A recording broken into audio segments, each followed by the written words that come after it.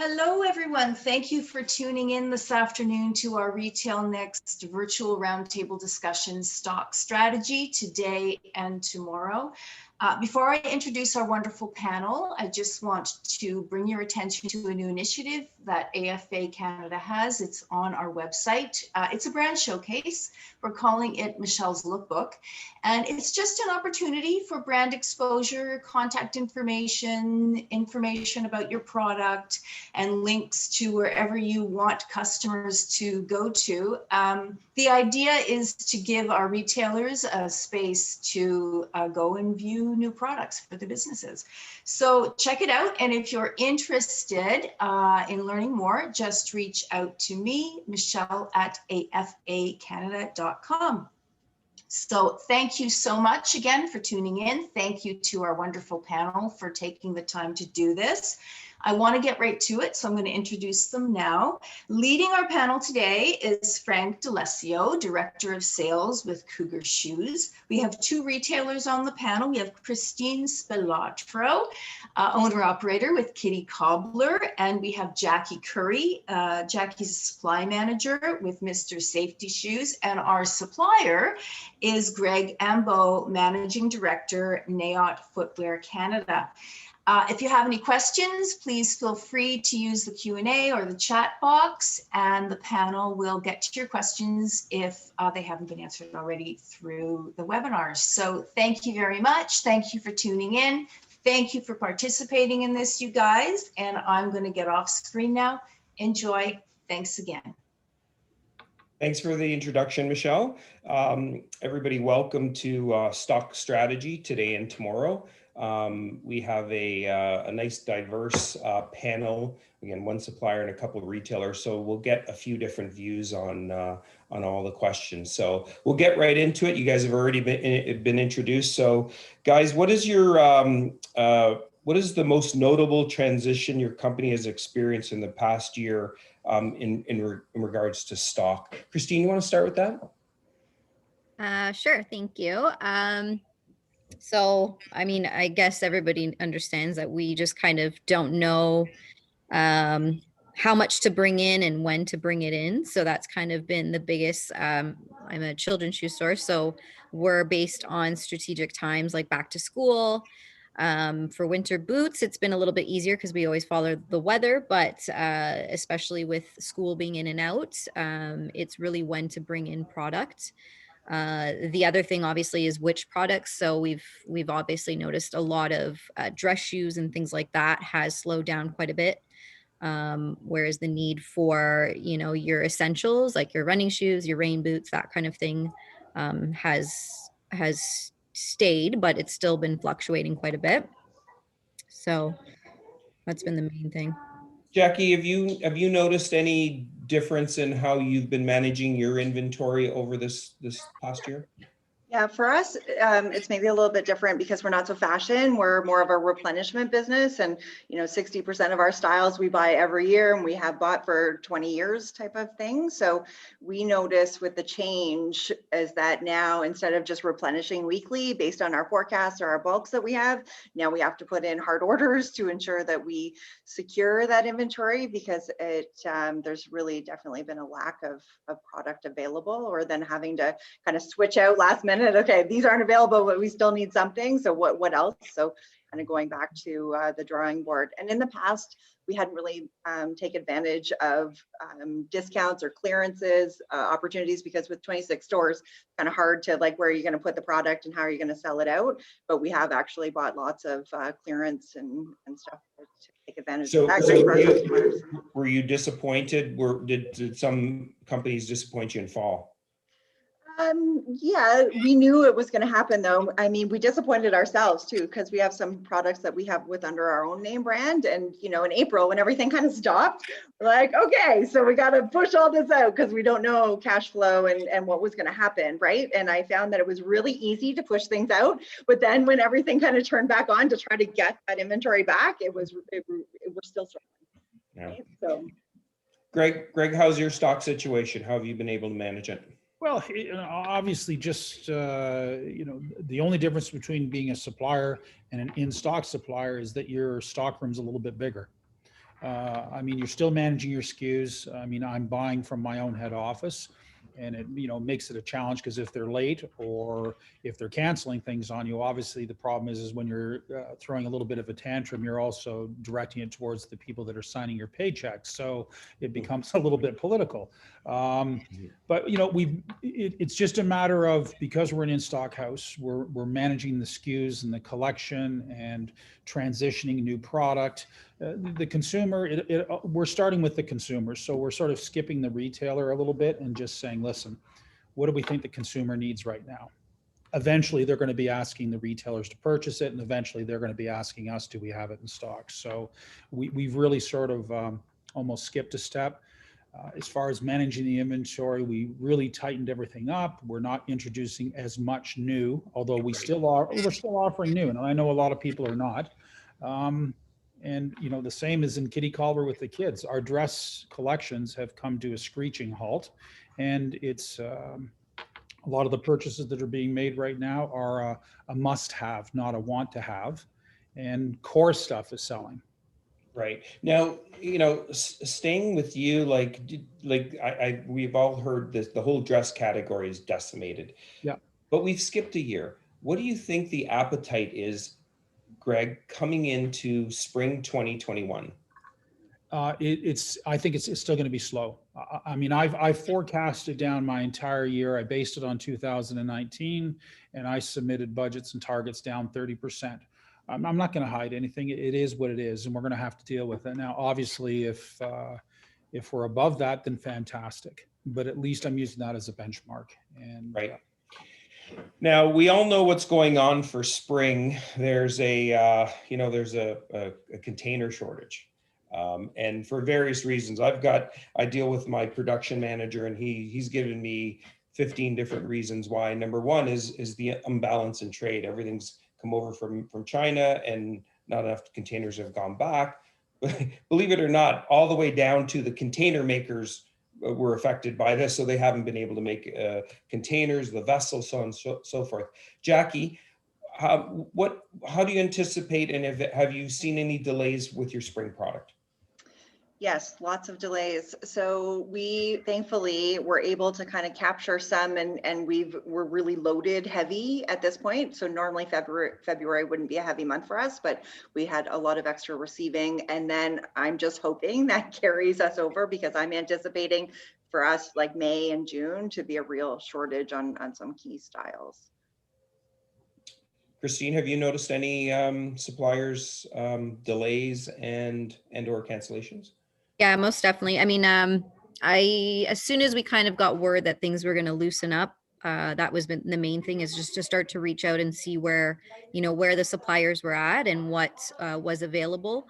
You know, the best thing I think we're thinking too is with core stuff that will carry over, to just take it whenever it does come. So even if it's, a little late and it comes in April or May, we'll still take it if it's a running shoe, and that can flow over into fall. But yeah, definitely depending on the brand, there's been some shortages. So, and again, I think that's really shifted customers just kind of taking what they can get, and being a little bit more understanding, So you're saying the customer actually kind of feels it and knows that there is a little bit of a supply chain issue. Yeah, and that's actually been really nice, because to be honest, previously it would be, if we didn't have it, they would go somewhere else. And if you didn't have the exact color, or style, they would just go online. So, it's been really beneficial in a way that people are appreciating what we do have and taking it and being a little bit more understanding. So the consumer, buying habits has changed quite a bit too. Greg, how do you anticipate? I mean, it's March now. I shouldn't say how do you anticipate. You probably already know that what's coming in, what's going to be a little late. How are your shipments for spring? Actually, believe it or not, we're okay. I just kind of keep looking out the showroom door here to see who's running around the hallways, because we're expecting a couple of containers in this week. So for us as a brand, we're okay. A little different because it's an in-stock brand, I do have inventory to ship no matter what. I could ship you sandals in December in the middle of a snowstorm. So I'm probably a little less affected than some of the other brands that are out there, or, you know, the distributors. There's going to be delays. Everybody keeps telling me whatever your containers normally take, add 6 weeks to it. And that's what I keep hearing over and over again. Now, touch wood, so far we've been okay. And there has been a couple of delays, but for the most part, we've been okay. Right. So one of the, we just had a question come up saying, and Greg, I think this is more directed at you, is have you been able to communicate directly? One of your comments is, have you been able to communicate directly with the consumer on the supply chain issues? Is that a thing? No, Or no? you know, not being sort of that front line, I don't get that challenge. That goes directly to the retailer usually, and it's for the retailer to handle most of the time. You might always get someone that'll send you an email, and they're sort of naotics that have been buying the shoes for 20 years, long before I got here, and they'll be complaining that they haven't seen the new catalog or when are the new shoes coming out. And I'm thinking, well, I'd like to get my stores open. I'd like to ship my shoes to my retailers, and then we can talk. But Yeah. you know, so there is that contact, but it's usually rather minor. I'll pose this question to Jackie. It's kind of it's an easy question, but what can suppliers do to help you through these cancellations and delays? For the biggest thing for us is communication. So there's nothing worse than finding out the week that you're expecting to get 1,000 pair and they have none, and it might be 8 or 12, or you know, and you know when that leaves the factory. So at that point, you should say, hey, it just left. And so it could be 6 to 8 weeks, or maybe another, because it's on the water. But like, you know, when it's left, like there's no reason to delay that communication, because it only frustrates us. Right? Yeah. I will answer that question. You know, I'm going to actually add to the question. I know I'm supposed to be moderating here, and we've got Scott. Scott is a little offended by the light shining on my head today, Scott Pierce. But so you know, that is one of my main pet peeves is when our, you know, traffic team says, oh, by the way, this is going to be late. Well, you should have known. You should have told us. The only difference this year is there's a lot of unknowns that's in the water. It's floating. There was a lot of that, and those caused up to 1 or 2 month delays. Christine, how would you like how would you like your shortages and cancellations to be handled? Yeah, that was honestly, I think in fall, it was just to speak again about that. It was like finding out, we did have a couple of brands that we found out a week before that they didn't have it. And so it was like scrambling then at that point. But yeah, just communicating as soon as you know if there's going to be a cancellation or if there is going to be a delay. That way we can just prepare for it. Yeah, so communication is the main thing. Or, you know, I will speak to what you guys did. You just sent everything and sent extra, and you're like, well, if it doesn't sell, then you can send it back, kind of thing. So, you know, just sending us Oh, was stuff. that a Cougar plug? What was that? That was a Cougar play. Yeah, you guys just sent us everything. I'm like, I don't know if I need it. And you said, well, you know what, like being understanding and saying, you know what, you know, working with us in multiple ways is really like, you know, we're all kind of in that same boat where we don't know, and the unknown is the worst part. But if we work together to figure it out, and be, you know, work in different ways to figure it out. Greg, as the supplier on this, how and when do you communicate the delays and cancellations to your customers? Well, I mean, we have a very efficient, militant customer service department, and they let all the reps know with plenty of time. What I have discovered, in all fairness to the reps, is that everybody's feeling a little bit shell shocked right now. They're almost afraid to call the retailer. And I'm just going to speak from the other side, because we've got 2 retailers on the panel. It's like, oh, do I really want to call them with more bad news? This is terrible. I got another shoe that's going to be late, or I've got another shoe the factory just told me it's canceled. You know, those sorts of things. So from an office perspective, we've, you know, said, guys, listen, just have the conversation. It's communication. There's ways to work around it. We can hold orders. We can exchange orders. You know, there's many little things that we can do.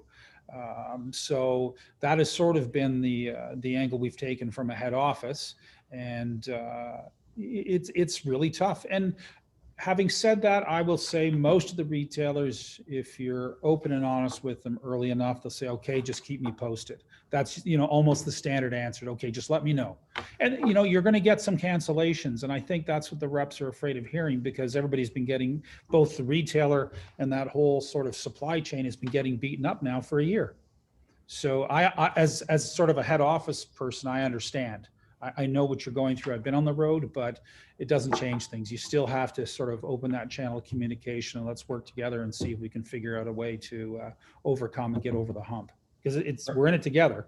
All right, and you touched on this, like just like you're supplying the retailers, you're actually a customer also to your I know it's to your parent company in the U.S., but in the Cougars case, we're a customer also to our factories. Yep. And we're getting the same, whether they're delays or so I think the real important part is, and you talk about customer and supplier relations and partnering. You really have to partner with this. I know in the beginning, in March and April, there were a lot of cancellations, not even as much cancellations, more modifications of orders. And as a supplier, as we have to accept those. The great thing is, with us being in winter, we got a lot of those back, but you've got to partner with the retailer, and that's an understanding the retailer and the supplier also. Greg, I'll stay with you. What are your feelings for fall 2021? Like, are you bullish about your inventory? Are you being conservative? I'm being conservative. The challenge we're going to face as an in-stock company is you're going to have a lot of retailers might just say, you know what? They've got it in stock anyway. I'm not going to give them a booking order. There's going to be no pre-season. I'll just fill in as I go along and as I need it. Well, the problem is I don't have a crystal ball. So eventually there's going to be some disappointment. So if I would normally buy in stock at, say, a 1.7 ratio, where, that 0.7 becomes my replenishment inventory that I don't have orders against, maybe this time now I'm going to be buying at 1.4. And what that might mean is, yes, you still will be able to get some replenishment orders from me. However, there may be some disappointment mid-season or towards the end of the season because I'm going to be out of stock. And I think that is what we're all, myself and my customers, I'm going to have to live with and say, damn, I missed another sale. But maybe that's better than, going hog wild. This is going to be around for a while until we all get our vaccinations and life becomes the new normal. We're just going to have to figure out a way of how to manage it. It's being a little bit conservative and trying to, again, it all comes down to communication, and everybody on the panel has used that word in one answer or another, and we got to stay in this together. So now, just for everybody watching, I'm sure almost everybody carries NAIOT, obviously, or want to carry NAIOT. What is your product mix from spring to fall? Just to we are definitely we're changing things. With the old ownership group, it was probably an 80-20 split for spring summer being the favorite, and it was probably a 90-10% split between women's and men's, women's being the strong point. So gradually every season we're trying to overcome that, trying to become more of a 12-month of the year brand, and also introduce more men's product into the collection, just so it's a little bit more of a balanced portfolio. Our collection has been changing, where we're trying to do a better job at merchandising it, not just making shoes. And, if you throw enough silhouettes up on the wall, you're bound to sell something. Mm-hmm. So within each of the groupings, there's going to be stories and things like that. So it's changing a little bit. And they're I would say the factory over in Israel's, we've got their ear, and they're starting to change things a little bit. Right. I wanted to ask that question because your company is probably totally opposite of what a cougar is, where that split of 80-20 is the opposite. So Jackie, how are you changing your buying habits for fall 2021? What's your approach? Are you bullish? So we're going forward as if COVID does not exist. So buying that way, but because we did get burned on some regular replenishment with suppliers that are always in stock, and I've never had to bulk or, and I just order every week. So we've actually put hard orders in like through most of the fall, because I want to make sure that they know that they can trust us. We are going to buy, we are going to pay, we are going to continue. And just especially in those A items that I can't live without, right? Where there's not necessarily a substitute, whether it be a brand or a style or a spec, something in there. So that's how we're moving forward. We didn't normally every season we would add, 50 new styles and kind of drop some styles. There wasn't as much presented for fall this year, which I can understand from the manufacturers, which was actually probably good for us. So that, there's not going to be a whole bunch of new, but we want to be in stock this year. We want to be in stock, especially in those core items.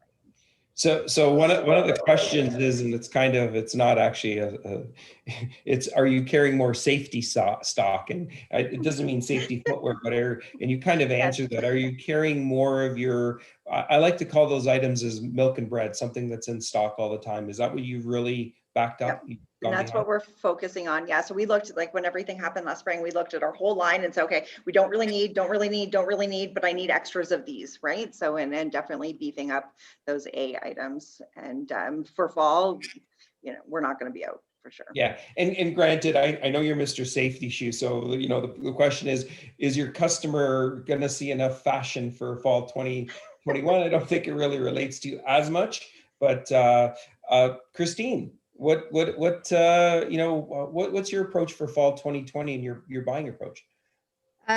So kind of guessing too. No, I mean, we did the same thing in the approach of just buying as if we're not going to have any restrictions and anything like that. So as if COVID's not here, but slightly less again, and slightly shifted more to a function-based shoe. So not anything, I mean, we're still carrying a little bit of fashion, but definitely way less than we normally do.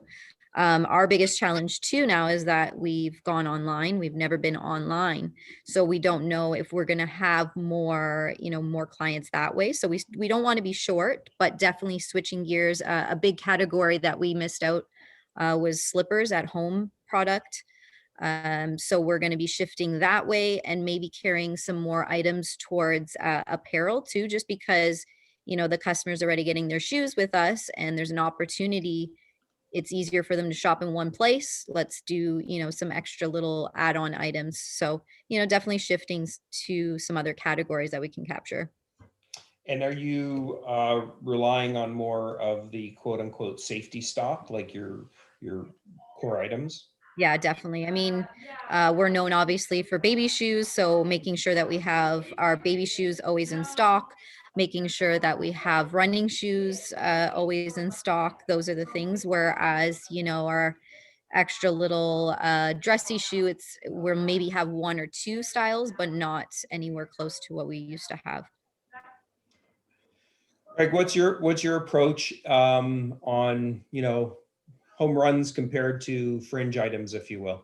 No, we're in the process right now, again, of, even though being an in-stock company, and I know the company originally years ago, they would like to brag that no matter what you phoned for, they would have it in stock. Well, obviously that is not an equitable formula these days. So we're just sort of segmenting the product, that this is going to be core. And in theory, you should be able to phone me 7 days a week, 12 months of the year, and be able to get it, shipped out the next day. We'll do some seasonal core, and let's just use a sandal as an example. So at some point, maybe it's July, don't expect to have every single pair that you want in stock. And then there's going to be some booking only, so that if it happens to be even within a core style, you could have a color that is a booking only. So it becomes sort of the window dressing, things like that. So we're just taking a little bit more time and not being quite as, like, I'm a kid even after all these years. So when I go to the product meetings and see, I want it all for Canada, right? You want to buy it all. So we're just trying to be a little bit more disciplined and rational, and realizing that the retailer's own inventory that we shipped last year, and it's old to us, it's somewhat new to the retailer, but it's brand new to the consumer, Right. They haven't seen They it. haven't seen it yet. Yeah. So we're trying to keep that in mind as well. And I think, for example, just addressing the panelists, I mean, if, within the safety category, people are working, they're still trying to work, they're excited about getting back to work, and they need the protection that your company offers. And for kids, their feet are growing. They're just because of COVID, whatever the baby shoes is, I can't remember from earlier days in the business, but every 3 months they might need to replace it or something. Pussyfoot, Savage, Bonnie Stewart. I don't know, but showing my age now. Anyways. and with any luck, kids are going to be back 100% face to face, 5 days a week, starting next September, and they're going to need the running shoes for the gym class and whatever else they might be wearing. So I think we can talk about the doom and gloom, but I think there is some positive light at the end of the tunnel for sure. So addressing there is going to be a bunch of customers out there that have not given you booking orders. And I don't want to speak specifically, well, I guess it's going to be specifically to NAOT here, obviously, but so a customer has not given you a booking order. Spring 2021 comes and they say, yep, I'm open now in April. Are you, you've kind of said it's the early bird gets the worm, who's ever first up. Are you willing to sell your goods to someone who hasn't given you an order as opposed to someone who's given you booking? Absolutely not. No, just kidding. I'm a salesman. I'd sell anything that's not that's selling the desk as soon as the call's over. So, how about the hat? How about the hat? Is the hat for sale? I just want to know. You can have it. So of course we're going to sell it. Priority comes to anybody. It's, first in line, is going to be shipped. So I would not, we're very, very careful of the people that have supported us and helped us out with the future orders to make sure they get everything that they deserve. And, we have a certain amount of in stock planned and booked, and there's ownership already in the back. And if you're an existing customer and if you've been loyal to us in the past, but you're in a jam, this becomes back to the comment I made earlier about we're in this together. Of course, I'm going to sell you the shoes and we're going to try to get you up and running. There may be a change in the future how all the companies do things when it's pricing structure and things, right, where booking orders might have one price and fill-in orders might have another price. I mean, I can only speak for our brand. We're not there yet, but that could be a way of addressing it. So again, the retail that perhaps like you talk about with your safety product, if you're going to be giving your sort of your monthly business plan with your min max and you have your stretch plan already in place, and now I know very comfortably what I can purchase for my warehouse, then why shouldn't we share the profit a little bit more equitably? So these are some of the things that we've talked about, and it goes to the product segmentation and everything as well.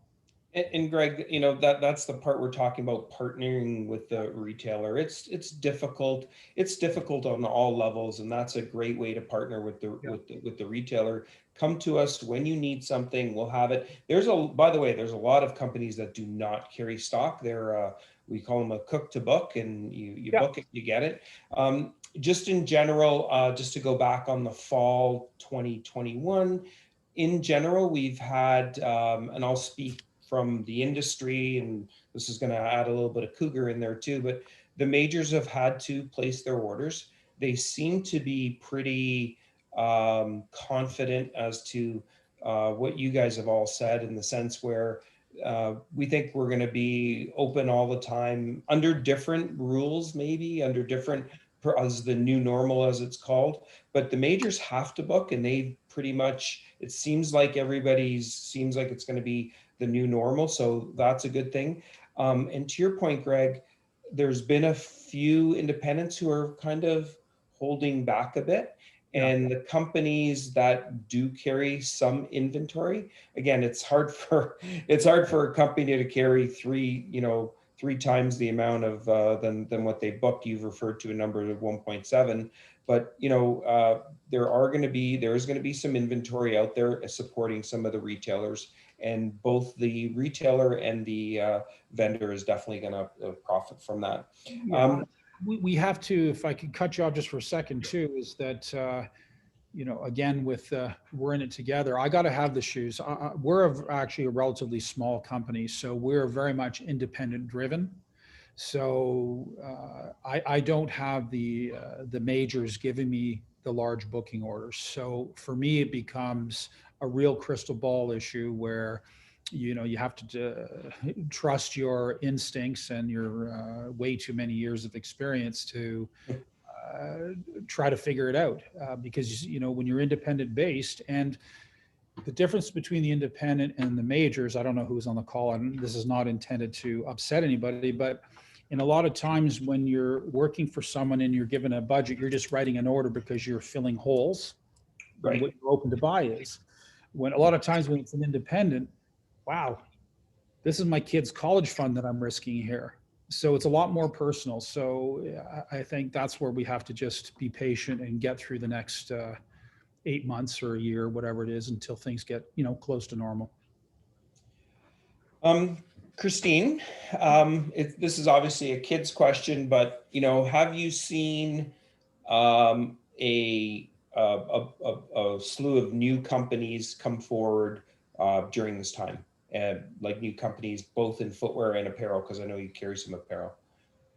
Yeah, actually, we've had opportunities with some new brands that definitely are filling some more holes for us, as we've had a few brands that have dropped out or have unfortunately actually closed accounts to smaller businesses. So that was really hard because we're so used to carrying certain brands and having customers that want certain brands, but we have had to switch and look at other brands that are a little bit smaller, a little bit more unique. So we are seeing that opportunity from brands that we don't normally carry. Apparel wise, there actually has been a little bit too. And again, it's still risky, so you don't want to put too much into it, but we still want to try some other things and fill those gaps because we don't want to have nothing. You don't want to have the selection be much less than what we're known to have our selection. So yeah, you definitely have to dip your toe in the water first. Yeah. Jackie, on the safety side, have you seen any new brands that have emerged out of this? And have you seen any that have gone by the wayside?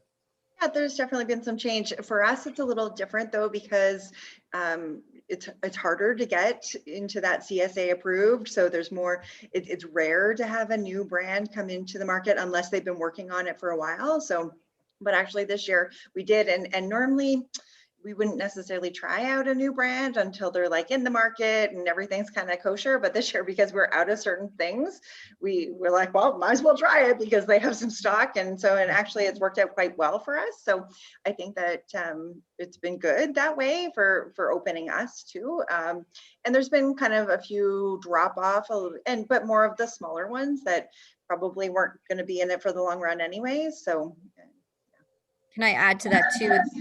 Saying that like people, the consumer buying too, because there's not a lot out there, people are willing to try the new. I feel like it's easier to sell a new brand if they even haven't heard of it because there's not that much competition. Even let's say for us, a customer would go to say a Nike shoe and we don't have that anymore, it's easier for them. We can just say, okay, try this. It's very similar in certain ways, right? So, because there's not as much competition. So what you're saying is you're able to switch them into something that you have because you have a customer following and so on and so forth. Yeah, switch selling is working. Yeah. And we found that definitely too. Like the customers are more understanding than they would normally be, it seems, because it's not just our industry that has supply shortage. Try to get a fridge, right? Try to get a barbecue. Like there's lots of different things that they're short on, right? So and I think everybody just knows that, hey, if you want that color and that brand, you're gonna have to wait, or you can try something else and then next year get what you always get or whatever. So it's funny you say those major appliances because a lot of people have been spending on their homes and renovations and stuff. I tried to order, of course, my last name is D'Alessio, right? So I tried to order a pizza oven and everybody was just sold out. It was just like you couldn't get them. So I'm sure we'll hear the comments from that. But it's almost, I took economics and, the supply demand. And to your point, Jackie, it's like, you know, there was always that sentiment, oh, you don't have it? Christine referred to this earlier, you don't have it? Don't worry, I'm going to go online, I'm going to go, which brings me to my next, our next segment here. And this is, you know, how has e-commerce affected your inventory situation? How do you navigate it? I'm going to start with Greg on this one. Greg, what, not to send you out here, but how has e-commerce affected your brand? Well, right now it's pretty much saved me. I mean, we have got a site that is owned and operated. We also help support some of our retailers with their sites as well. We're in the process of not modifying it, but phase 2 of the rollout of our site will be is that the retailer can actually be connected to it. So that'll be part 2. We're trying to adjust and change with times. Just expand on that for a second. We retailers connected to it. So what'll happen is there like an independent retailer that say would have a little section in their store of our products. We're going to make an agreement. They're going to carry X number of SKUs on the wall. And then if somebody's online and they're close to that retailer, it'll go to that store. And then that store then will have the choice of either taking the sale, ordering it from us, or transferring the sale back to us, but then they'll get a commission on it. So we're just not quite ready to roll it out. They've done it with the US site and it's been quite successful. You know, because it's just adding some sales. And the reason why we got into it in the first place is, I know when I started with the company, I guess 5 years ago now, if you were to try to look us up online, you would find a discounter in Florida. And that, you know, so there was no point of truth to get any information, contact the office, you know, ask questions about, you know, how to care for products, what to do in this case, or I've got a narrow foot, which one of your shoes is going to fit me? There was no place. They were always directed towards US discount retailers. So that was the main motivation for starting our site. But we're buying for it and we plan for it, and you know, just like I just think it's great that you're, I believe there's one out there called Locally, which is, I think, what you're referring to. I think that's just a great way to support your independent retailer. Yeah, we have it on our site, but if you go here, you can go get it. And I think that's just a great way, a great partnership. That's awesome. Well, the idea behind it is if we had kids and you were going to go to, you know, you looked up something and it was in Kitty Cobbler in Hillcrest Mall was sort of partnering with us, the shoe would actually show up as if you were on their site. You're actually on our site, but then we sort of kick you the sale. You can either sell it out of stock, order a pair from us to then have it picked up in the store. We could drop ship. So it'll be a bit of a monster, and we're not there yet, but that is the intention. Jackie, what's your take on the e-commerce and how has, you know, has it saved you through this whole time of closures, and what do you see? So we've actually been open being safety shoes. We're an essential service. So we did see a huge spike in online sales. That being said, our online sales don't equal any one of our stores. So it's still not big by any means. So didn't affect the inventory necessarily, except what it did affect is that we were obviously, you know, cutting back. And so then we didn't have as much product at our distribution center. So any of those online orders that were coming in, we had to ship them from our stores, and they're not used to doing that. So then that was a little bit of, you know, kind of a struggle internally to kind of get that mindset of like, hey, customers buying it, you need to ship it out, right? So because the way our system works is that they wouldn't necessarily get, our store wouldn't get the credit for it. Mr. Safety Shoes does, but it's a separate process in our system. So, but we also, I know that you want to talk about some drop ships as well. We did sign up with all the vendors that we could to do drop ships, and that was great in the beginning when they had stock. But then in the fall, the drop ship wasn't helpful because if we didn't have it, they also didn't have it because we weren't getting it, right? So yeah, so that we kind of had some ups and downs with that, but. Christine, you have you kind of navigated through this. You came up with a neat little plan. You know, again, being a Kitty Cobbler, it's you have to fit them. There's more fitting involved. What did you do through this, Christine? Yeah, I don't know where to begin. So we didn't have any online. So we went from nothing. And that's always been our biggest challenge, is that our philosophy has always been that it's our service is coming in and getting fitted. So we didn't want to lose that philosophy. So uh, close to the beginning, we had so many people reach out, as you know, shoes are still essential. And so I came up with a virtual kind of fitting system. So we use like a FaceTime, and we get them to measure with a ruler kind of thing. So we get an idea of their foot. And we basically would just help them that way and show them the product. So a very kind of organic way, I guess, or I don't know the term to say, but you know, just an old school kind of way to do it, and just would show them the product and personally go over and deliver it. So we had nothing to begin with. And then slowly we worked on a website, getting our inventory into a website, a POS system.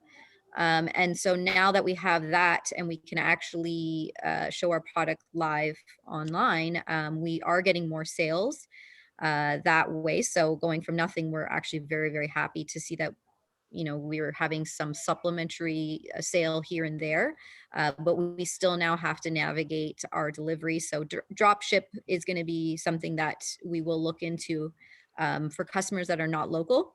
We've been finding that local, if it's within, you know, a couple minutes or so, it's nice to go and bring it over. It's that personal touch, and you know, it's more streamlined in a sense. So, but we're definitely going to look at options to drop ship just so we can reach more people. That was I follow on Instagram, and it was pretty neat. The virtual fittings, I think you guys were calling them. Christine, just staying with you, how much do you think that you've had to advance? Would your website have happened? Your transactional website had happened if we didn't have this going on? No, like, you know what, I'm, you know, very even though we can say that there's been so much bad that's happened, like, I'm so thankful it did, because it really just pushed us into survival mode. And, you know, without that, we wouldn't have done so much so quickly. And I think because we had nothing, it was easier to navigate in a way, because we weren't fixing a system that was already there. Whereas I think a lot of other corporations had to figure out now logistically how to do things. We had nothing. So it was kind of just whatever we wanted to come up with. But yeah, I'm very thankful that it did force us to go there, and that we have so much more to grow from now. So you basically started from nothing, and you had nothing to fix, as you say, right? So it was Started from the bottom, now we're here. No. we kind of talk about this whole thing as the trajectory sped everybody up by 2 years with all their websites and so on and so forth. Greg, a question to you that Jackie kind of alluded to. Drop ship, where do you see that in your future, and who can you do it with is the question. Like we in my area, we've got so many requests for it, but it's not that easy just to hook everybody up with it. How do you feel about dropship? Well, I mean, obviously you have to calculate the expense and who you're partnering with to make sure it's equitable. Um, but you know, there's a way around everything. You can do it. Where the challenge comes in for us, when a customer says, "Listen, I've made the sale. Can you ship it here?" No problem. We invoice the retailer and we ship directly to the consumer.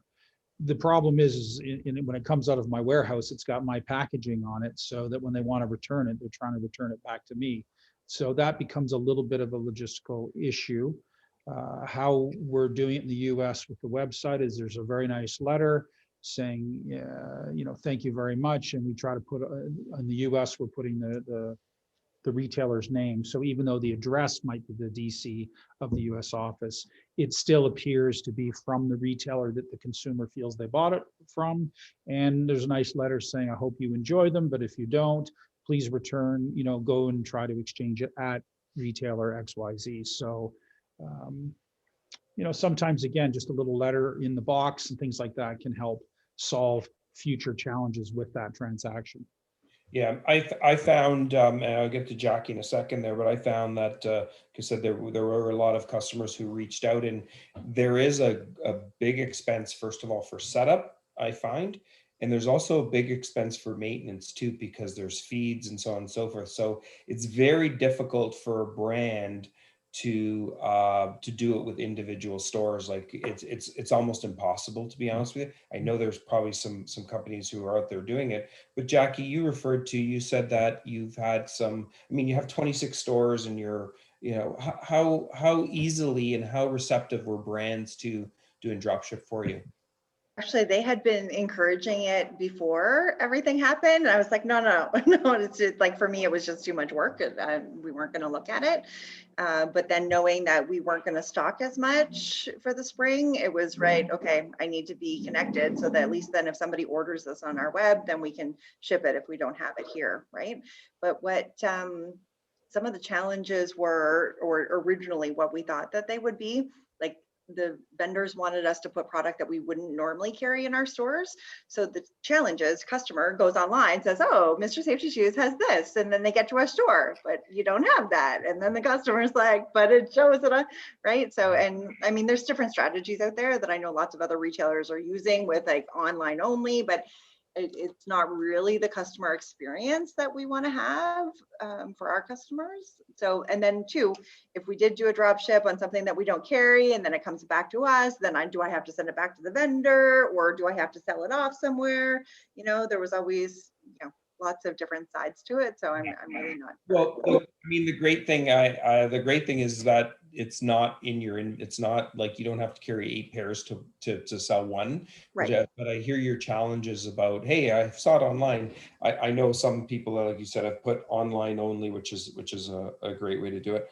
I've got a question for Christine from Joni here. She wants to know what POS system you implemented to have your transactional website, and what's the cost? Like, what's a setup to have a transactional website? There's a lot of independent retailers on here, so it's great. Trying to create it. Yeah, so it's funny because when I first started, we had an Instagram. That was my main way of communicating with my customers. Like, we did have a website, but I found my Instagram was really interactive. And so when I wanted to basically, we actually started first with the virtual, so appointments, and making appointments so they could do a virtual appointment or they can still do an in-store appointment. And so that led me to Square, just because they had the POS, they had the appointments, and they had a website, and it was all just kind of one thing. It's actually called, there's two different names. So there's Weebly and Square work together. Weebly and Square? Weebly, I think I'm saying it right, Weebly.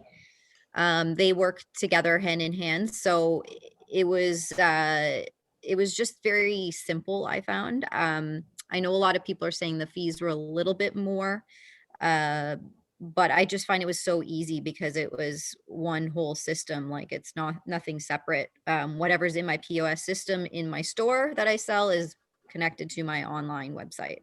And so it's live and you don't have to wait for any update or anything like that. So it's all one system.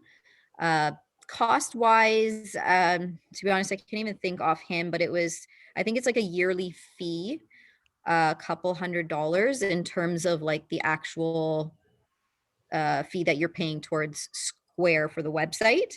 And then you can either hire somebody to do it, or Jacqueline, thank goodness I have her, she's my angel. She helped me and a couple of my other staff. We just sat down some nights, and because we had nothing else to do, we just figured it out on our own. So it is definitely something that if you want to spend some time and do it yourself, you can do it. It's very straightforward. So just to be clear, a couple $100 a month, a couple $100 a year? No, you can do a year thing, but if you want a monthly, I think it's like for us, it's equivalent to like one shoe, it's like $50 or something. And that's how I think. Sounds pretty affordable. Now, the thing you're saying is it's able to talk to your system though. So what POS system do you have? Yeah, so the POS system, so you can download it right onto an iPad. So we have an iPad in the front. And they have different options. If you want to actually buy their computer, you can buy you've probably seen it. It's like a little white screen that you see at places.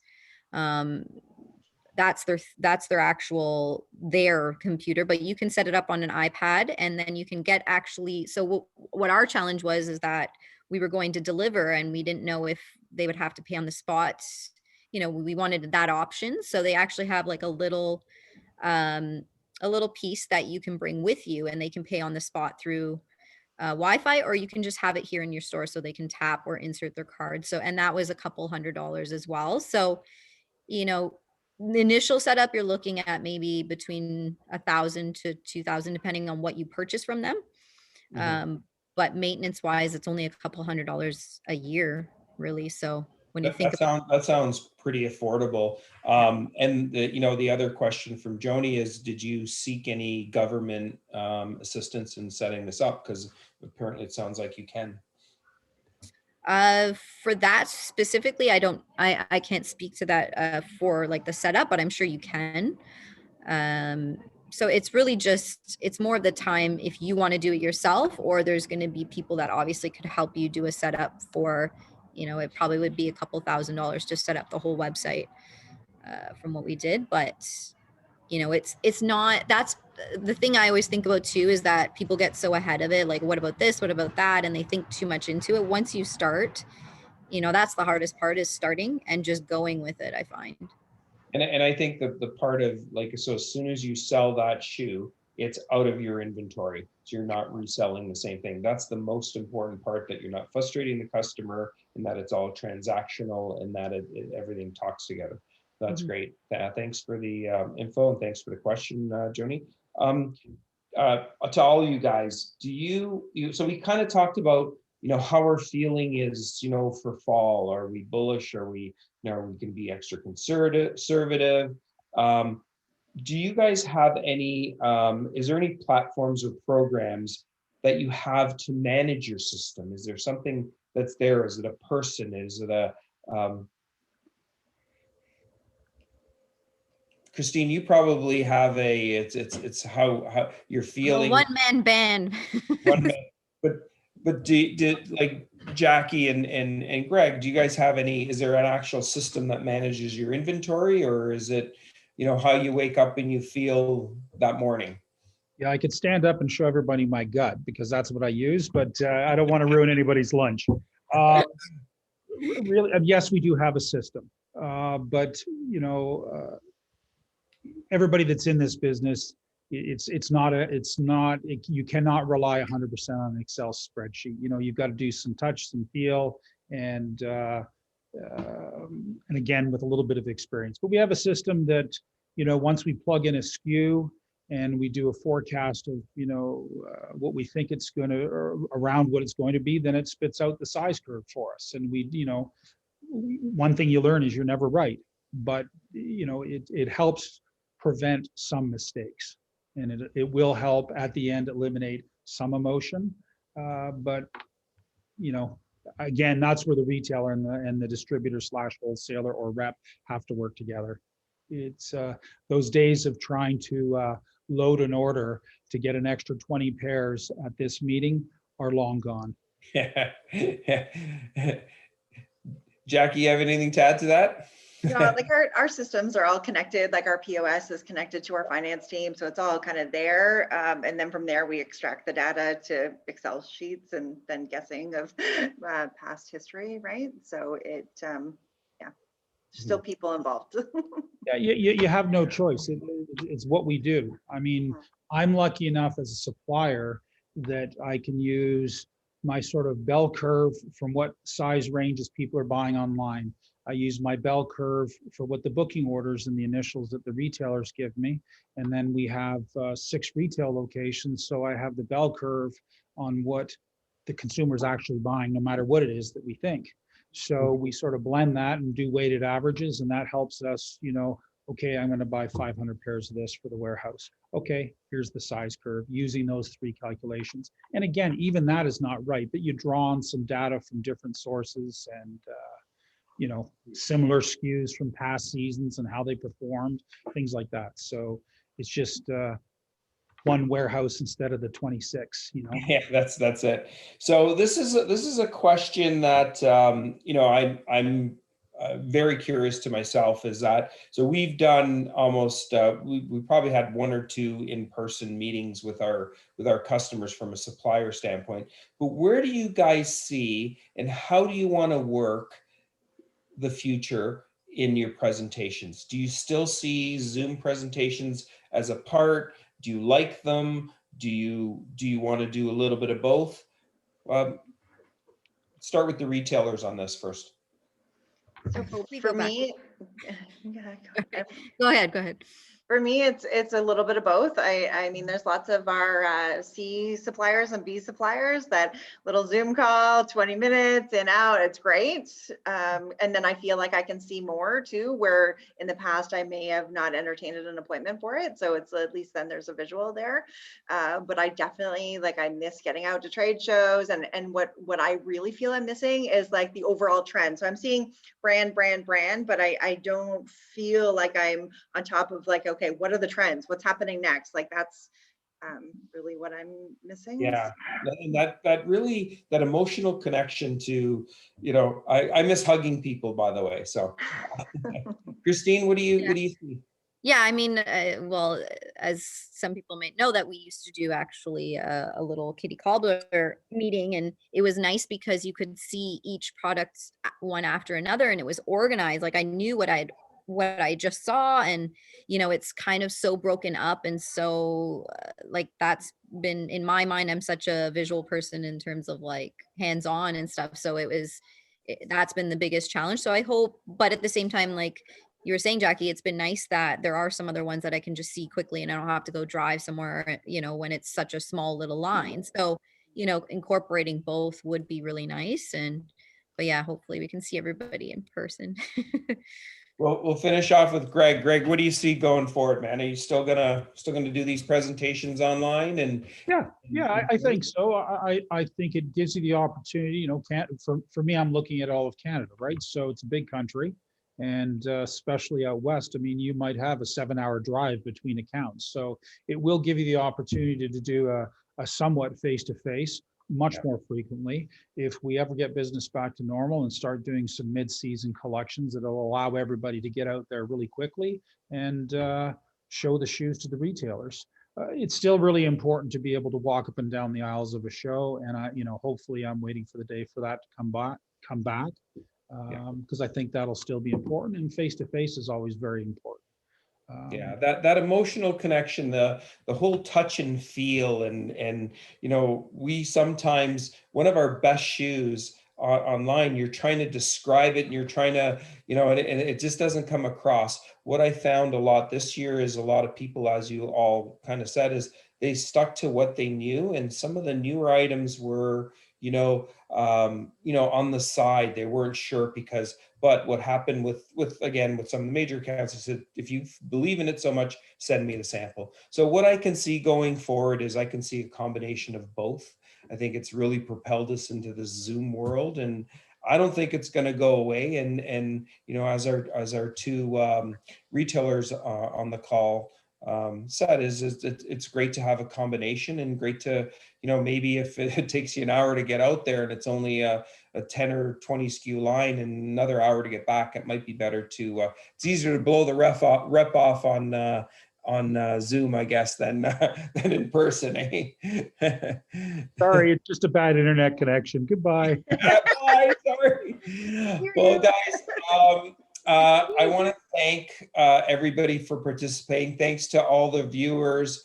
Wait, I've got a question here from Joni. I'm an independent women's retailer who has been in business for 15 years. I feel that the wholesalers now is not the time to offer safe product. The consumer needs a reason to buy if they really do not need. I'm always looking for the unusual and beautiful items. So I can tell you right now, I love Joni, because I'm 100% down that aisle. I fight with my office. I fight with the other countries when we're doing our product meetings. And I say, God, give them a reason to buy something new. Give them something to feel good about, for crying out loud. I don't need another pair of brown shoes. Can't agree. I can't agree more. And I'm not going to plug my brand here, but you need new. Yeah, you've got your main items, but you need new. To Joni's point, you got to give them a reason to buy something new. And she's a retailer, and they're the ones buying our product. So Joni, I couldn't agree more with you on it. So guys, we've reached that time. So again, thank you very much, Christine, Jackie, and Greg. Thank you very much. Just let me know how much the hat is down the road and we can negotiate. Guys, I wish you nothing but the best of luck for spring 21 and going forward. So thank you very much, and have a great one. Thank you. Thank you, everybody. Be safe. Thank you. Bye-bye. Thank you guys, all the best. Thanks.